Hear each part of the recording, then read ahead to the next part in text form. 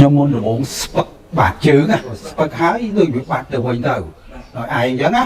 ឯងជួនកាលវាស្ពឹកទៅក៏អត់ចោលអារម្មណ៍មិនបានបន្ទាប់មកវាចាប់ផ្ដើមធ្វើទុកយុគក្តៅកាហាយ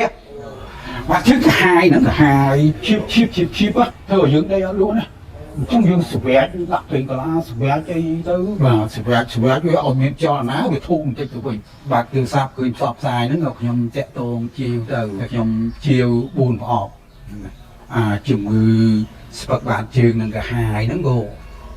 បានជាសះស្បើយទៅសូមជម្រាបបងប្អូនណាដែលមានជំងឺរោគទាដូចរូបខ្ញុំក្តៅបាតជើងបាតដៃមានសន្លាក់មានថាកាត់នោមផ្អែមអីសូមមកទិញថ្នាំនេះលេបចោលមិនខុសបំណងទេចាពួកខ្ញុំទិញហើយខ្ញុំអត់ថកុហកឲ្យក្រុមហ៊ុនក៏មិន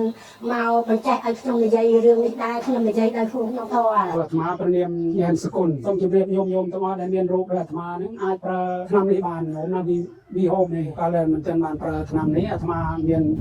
អាពាហ៍នេះដោយសារការឈឺសន្លាក់ពេលយប់វាក្តៅពោលបាត់ជើងនឹងអាត្មាប្រើថ្នាំនេះតែពីកញ្ចប់វាបាត់អាត្មាទៅរហូតមកដល់អាត្មាបានទិញមកថែ4កញ្ចប់ទៀតឥឡូវនេះដល់បានស្រួលបួលហើយខ្ញុំក៏អត់ពោលទេគឺរឿងរោគដូចអាត្មានេះគឺវារឿងពេទ្យអាត្មាប្រើពេទ្យឯថ្នាំនេះវាប្រើទៅបានបាត់អាការដែលវាចុកចាប់បាត់ជើង